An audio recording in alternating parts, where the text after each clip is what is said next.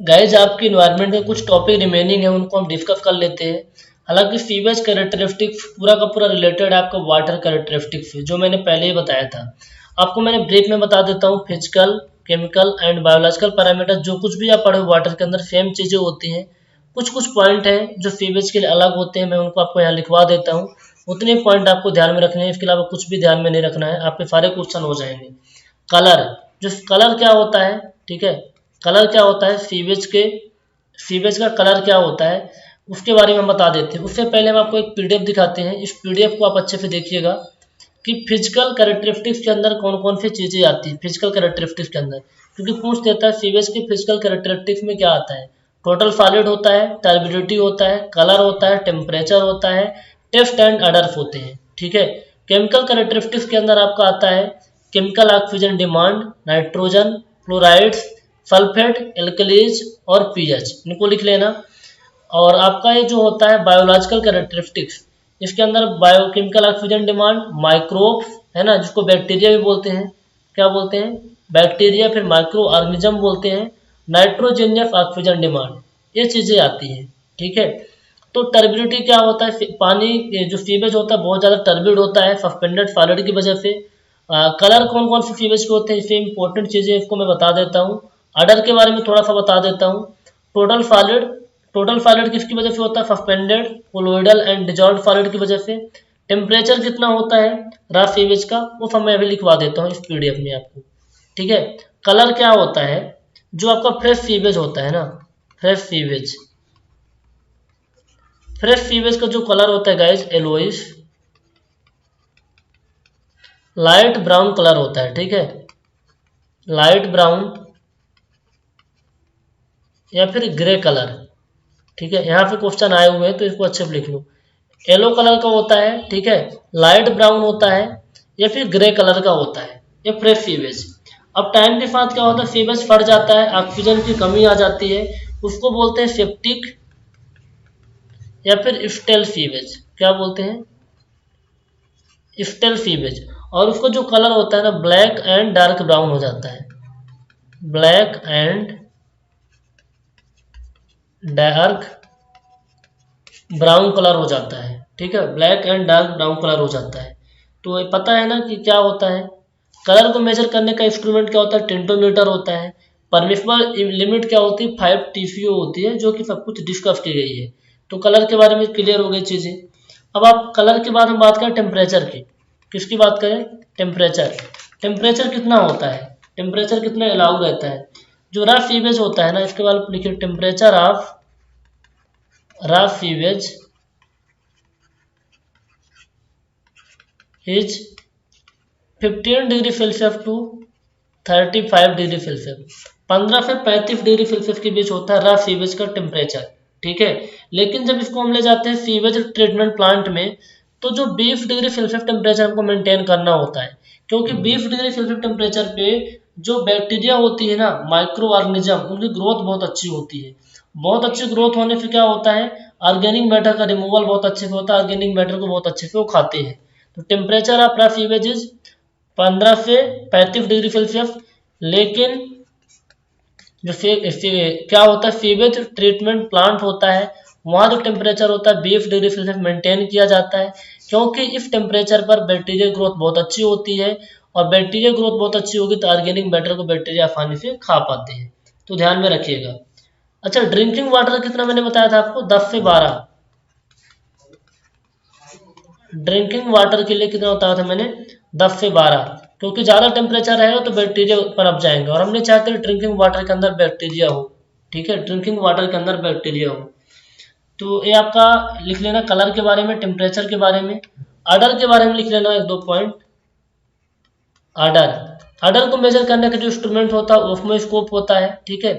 अब क्या होता है कि सीवेज, जो आपका सीवेज होता है ना, सीवेज, सीवेज में क्या होता है, एनएरोबिक डिकम्पोजिशन होता है, एनएरोबिक डिकम्पोजिशन होता है, क्योंकि उसमें क्या होता है, ऑक्सीजन की कमी, ऑक्सीजन की कमी होने से बैक्टीरिया को ऑक्सीजन नहीं मिल पाता, तो बैक्टीरिया ऑर्गेनिक मैटर को ऑक्सीजन के एब्सेंस में, ऑक्सीजन के अनुपस्थिति में खाता है, इसको बोलते हैं एनएरोबिक डिकम्पोजिशन। तो क्या प्रोड्यूस होता है, हाइड्रोजन सल्फाइड गैस, और उसी से गंध आती है, उसी से क्या होती है, गंध आती है। फ्रेश सीवेज में उतना ज़्यादा गंध नहीं आती, क्योंकि सेप्टिक और जो स्टेल सीवेज होता है, ठीक है, फड़ा हुआ सीवेज को बोलते हैं सेप्टिक या फिर स्टेल सीवेज, और उससे अडर की गंध आती है, अडर आता है, ठीक है। तो इनको अच्छे से आप लिख लो, कलर के बारे में, टेम्परेचर के बारे में, ठीक है, कलर के बारे में, टेम्परेचर के बारे में और अडर के बारे में, ठीक है। और आपका जो केमिकल क्वालिटी पैरामीटर है उसमें आता है डिजॉल्व्ड ऑक्सीजन के बारे में लिख लो, डिजॉल्व्ड ऑक्सीजन के बारे में। अच्छा, डिजॉल्व्ड ऑक्सीजन का मतलब होता है घुली हुई ऑक्सीजन, घुली हुई ऑक्सीजन, पानी के अंदर जो ऑक्सीजन घुली हुई होती है उसको बोलते हैं डिजॉल्व्ड ऑक्सीजन। तो यदि अब जो सीवेज होता है ना, सीवेज में डिजॉल्व्ड ऑक्सीजन की मात्रा कम होती है। कम क्यों होती है? क्योंकि ऑर्गेनिक मैटर को बैक्टीरिया खाता रहता है, तो डिजॉल्व्ड ऑक्सीजन की कमी आ जाती है। यदि वाटर के अंदर पानी के अंदर जो डिजॉल्व्ड ऑक्सीजन है ना 4 मिलीग्राम पर लीटर से कम हो गई है ना, 4 मिलीग्राम पर लीटर से कम हो गई, तो जो मछलियां होती fishes can not survive, may not be survive, fishes may not be survive, वो सर्वाइव नहीं कर पाती, वो मर जाती हैं। तो इससे ऑक्सीजन कम नहीं होना चाहिए, 4 मिलीग्राम पर लीटर कम से कम होना ही चाहिए। अब मेजर करने का जो इंस्ट्रूमेंट होता है उसको बोलते हैं विंकलर मेथड। कौन सी मेथड होती है? Winkler method. और इन्हीं पॉइंट को आप ध्यान में रखना, विंकलर मेथड। विंकलर मेथड से घुली हुई ऑक्सीजन की मात्रा आप पता कर सकते हो, ठीक है। सीवेज का मान लो टेम्परेचर ज़्यादा होगा तो डिजॉल्व्ड ऑक्सीजन कम होगी, टेम्परेचर कम होगा तो डिजॉल्व्ड ऑक्सीजन ज़्यादा होगी। तो एक ये पैरामीटर ध्यान में रखिए। पीएच के बारे में क्या ध्यान में रखना है? पीएच के बारे में लिख लो। पीएच भी एक केमिकल पैरामीटर होता है। पीएच क्या होता है? केमिकल पैरामीटर होता है। जो सीवेज होता है उसका पीएच कितना होता है? पीएच हमेशा देखो, सीवेज कैसा होता है? एल्कलाइन नेचर का होता है, एल्कलाइन नेचर का होता है। तो पीएच बराबर क्या होता है? Minus log H positive ion, जो एसिडिक को रिप्रेजेंट करता है, एसिडिक को। पीओएच क्या होता है? Minus log O H negative ion, जो कि रिप्रेजेंट करता है एल्कलाइन को, एल्कलाइन को रिप्रेजेंट करता है, ठीक है। जो रफ सीवेज होता है ना, pH of rough sewage, pH of rough sewage ये होता है 5.5 से लेकर के 8, 5.5 से लेकर के 8 के बीच होता है रफ सीवेज का पीएच मान, ठीक है। अब कोई पूछे आपको ड्रिंकिंग वाटर क्या होता है? पीएच ऑफ ड्रिंकिंग वाटर तो आपको याद ही होगा, कितना होता है बताओ?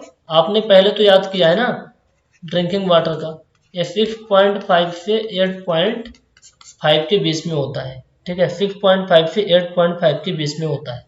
तो एक केमिकल जो सीवेज के कैरेक्टरिस्टिक्स होते हैं ना, जिनको लोग बहुत बड़ा बना देते हैं, आपको मैंने कितने मिनट में बता दिया? 8 मिनट के अंदर। बस इतना ही ध्यान में रखना, क्योंकि आपने पहले पढ़ रखे हैं, नाम तो मैंने आपको लिखवा ही दिए इस स्लाइड के माध्यम से। तो इनको आप अच्छे से नोट कर लो और याद कर लो, क्वेश्चन लगा लो, ठीक है। अब इसके अंदर नोट करके 2 पॉइंट आप लिख लो,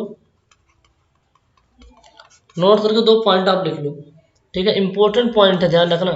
जो सीवेज होता है ना, सीवेज के अंदर क्या बोलते हैं? सीवेज में क्या क्या होता है बताओ?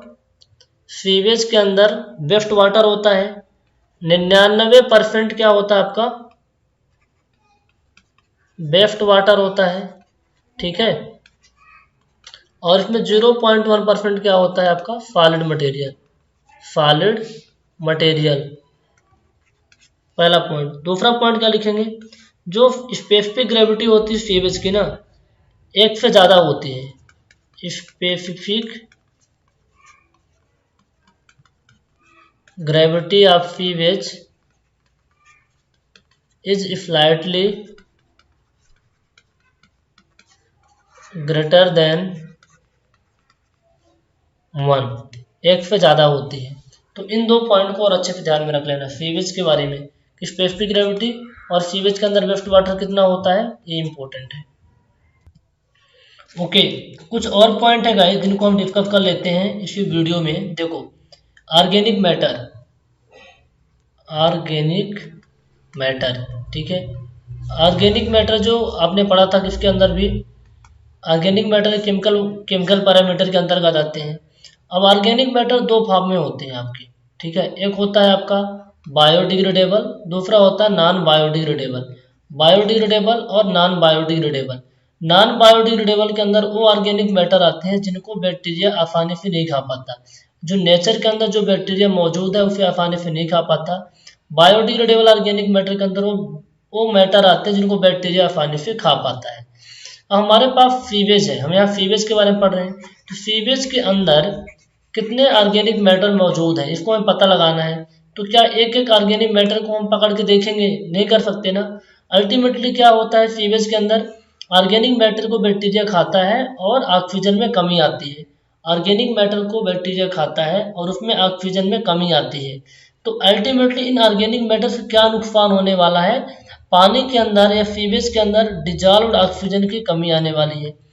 डिजॉल्व्ड ऑक्सीजन की कमी आने वाली है, कमी आने वाली है। तो हम ये पता करेंगे कि पानी के अंदर कितने ऑर्गेनिक मैटर मौजूद है। इससे अच्छा हमें पता कर लें कि ऑक्सीजन की कमी कितनी हो रही है, ऑक्सीजन की कमी कितनी हो रही है, और उसके रिस्पेक्ट में ऑर्गेनिक मैटर को रिप्रेजेंट कर देते हैं। तो कुछ टर्मिनोलॉजी है। तो पहला आप बनाइए, इसको बोलते हैं TOC, total organic carbon. Total organic carbon, TOC, total organic carbon. अरे sorry guys, total organic carbon. जितने भी ऑर्गेनिक मैटर सीवेज के अंदर उसको कार्बन के फॉर्म में लिख दो, ठीक है। वो आपका क्या कहलाता है? Total organic carbon. It is एक मेथड होता है ना, ऑर्गेनिक मैटर को रिप्रेजेंट करने का एक मेथड होता है। इसमें ऑर्गेनिक मैटर को, इसमें ऑर्गेनिक मैटर को कार्बन के फॉर्म में रिप्रेजेंट किया जाता है, कार्बन के फॉर्म में एक्सप्रेस करते हैं, एक्सप्रेस करते हैं, ठीक है। कार्बन के फॉर्म में ऑर्गेनिक मैटर को रिप्रेजेंट करते हैं तो बोलते हैं टोटल ऑर्गेनिक कार्बन। क्या बोलते हैं? Total organic carbon. दूसरा होता है गाइस THOD, THOD, इसको बोलते हैं थ्योरेटिकल ऑक्सीजन डिमांड। क्या बोलते हैं? Theoretical oxygen demand. क्या बोलते हैं? थ्योरेटिकल ऑक्सीजन डिमांड, ठीक है, थ्योरेटिकल ऑक्सीजन डिमांड। अब पानी के अंदर या सीवेज के अंदर कितने ऑर्गेनिक मैटर हैं, कितने ऑर्गेनिक मैटर हैं, ठीक है। यदि उसको ऑक्सीजन के फॉर्म में आप रिप्रेजेंट कर रहे हो, ठीक है, या ऑर्गेनिक मैटर जितने पानी के अंदर है उनको बैक्टीरिया खाएगा, तो बैक्टीरिया को खाने के लिए कितना ऑक्सीजन चाहिए, वही आपका क्या होता है? थ्योरेटिकल ऑक्सीजन डिमांड, ठीक है। दोनों में केवल वो वाला क्या था, TOC क्या था? ऑर्गेनिक मैटर को कार्बन के फॉर्म में रिप्रेजेंट कर रहे थे। अब इन ऑर्गेनिक मैटर को खाने के लिए बैक्टीरिया को कितना ऑक्सीजन चाहिए, वो आपका क्या होता है? Theoretical oxygen demand, okay. अगला एक टर्म आता है BOD।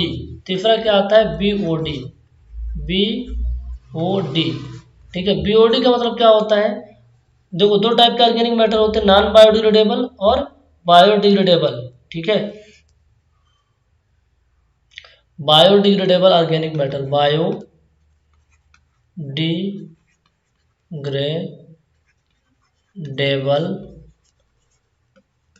Organic matter, biodegradable organic matter.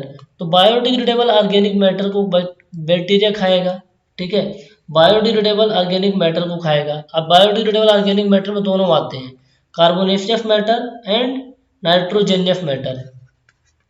Carbonaceous matter और नाइट्रोजेनियस मैटर, ये दोनों टाइप के मैटर आते हैं। तो बायोडिग्रेडेबल ऑर्गेनिक मैटर को बैक्टीरिया खाएगा और उसमें क्या होता है? ऑक्सीजन की कमी आती है, ऑक्सीजन की क्या आती है? कमी। उसे क्या बोलते हैं अपन? Biochemical oxygen demand, biochemical oxygen demand. BOD का मतलब क्या है? बायोकेमिकल ऑक्सीजन डिमांड, ठीक है, बायोकेमिकल ऑक्सीजन डिमांड। और आपका एक होता है COD। क्या होता है? COD, COD को बोलते हैं केमिकल ऑक्सीजन डिमांड। क्या बोलते हैं? केमिकल ऑक्सीजन डिमांड, ठीक है। बायोडिग्रेडेबल और नॉन बायोडिग्रेडेबल दोनों तरह के ऑर्गेनिक मैटर को खाने के लिए बैक्टीरिया को कितना ऑक्सीजन चाहिए, वो होता है केमिकल ऑक्सीजन डिमांड। क्या होता है गाइस? Chemical oxygen demand. तो ये आपको पता होना चाहिए। अब यहाँ से जो बेसिकली सवाल बनते हैं बीओडी एंड सीओडी से बनते हैं, बीओडी एंड सीओडी से बनते हैं कि हम कैसे पता करें कितना ऑक्सीजन चाहिए होता है। ठीक है, बीओडी की मात्रा पता करनी है सीवेज के अंदर, तो कैसे पता करें? तो इसके लिए मैंने आपको बताया था बीओडी बराबर क्या होता है, फार्मूला डायरेक्टली जब बताएं तो dissolved oxygen initial minus dissolved oxygen final into dilution factor. ठीक है, डाइल्यूशन फैक्टर। अब डाइल्यूशन फैक्टर क्या होता है आपका? डाइल्यूशन फैक्टर होता है फाइनल वैल्यूम अपॉन सैंपल। ठीक है, सैंपल। तो इसके बारे में वाटर क्वालिटी पैरामीटर में सारी जानकारी दी गई है, मैं अगेन यहाँ पर एक्सप्लेन नहीं करूँगा। ठीक है, अगेन एक्सप्लेन नहीं करूँगा, ये बीओडी के बारे में। इसी तरीके से सीओडी के बारे में भी सारी जानकारी दी गई है, केमिकल ऑक्सीजन डिमांड के बारे में।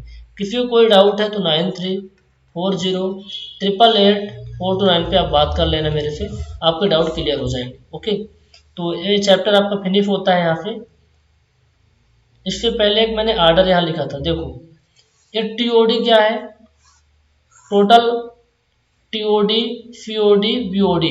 ठीक है, टीओडी का मतलब यहाँ पर theoretical oxygen demand, chemical oxygen demand और बायोकेमिकल ऑक्सीजन डिमांड। ठीक है, तो थ्योरेटिकल ऑक्सीजन डिमांड सबसे ज़्यादा होती है, फिर उससे ज़्यादा होती है केमिकल ऑक्सीजन डिमांड, फिर उससे ज़्यादा होता है बायोकेमिकल ऑक्सीजन डिमांड। इसको लिख लेना, टीओडी टीओसी नहीं है, थ्योरेटिकल ऑक्सीजन डिमांड है। ठीक है, हमारे पास ऑर्गेनिक मैटर है, इन ऑर्गेनिक मैटर में खाने के लिए ऑक्सीजन कितना चाहिए, जब टीओडी के फॉर्म में लिखते हैं तो सबसे ज़्यादा वैल्यू आती है, फिर सीओडी में सबसे ज़्यादा वैल्यू आती है, फिर बीओडी में सबसे ज़्यादा वैल्यू आती है। ठीक है, बाकी थ्योरी कितना भी पढ़ा दो कम भी पड़ती है, क्वेश्चन प्रैक्टिस करेंगे तो वहाँ से थोड़ा बहुत मटेरियल आपको और मिल जाएगा बुक से। ठीक है, तो उनको भी अपने कॉपी पे लिख लेना जो मैं यहाँ पे स्किप हुए होंगे। तो जितने जितना हो सका है वो सारी चीज़ें मैंने बता दी है, और 100% कुछ होता नहीं, तो आपको ये कुछ कॉन्सेप्ट कहीं से मिलते हैं आपके ऑब्जेक्टिव बुक वगैरह में सॉल्यूशन के माध्यम से, तो उन पॉइंट को आप अपने कॉपी पे ऐड कर लेना। हालांकि सारे क्वेश्चन जो अभी तक पूछे गए हैं यहाँ से हो जाएंगे, ए जे के जितने भी क्वेश्चन वो भी हो जाएंगे इस पर्टिकुलर सॉल्यूशन से, इस पर्टिकुलर सॉल्यूशन से। ओके।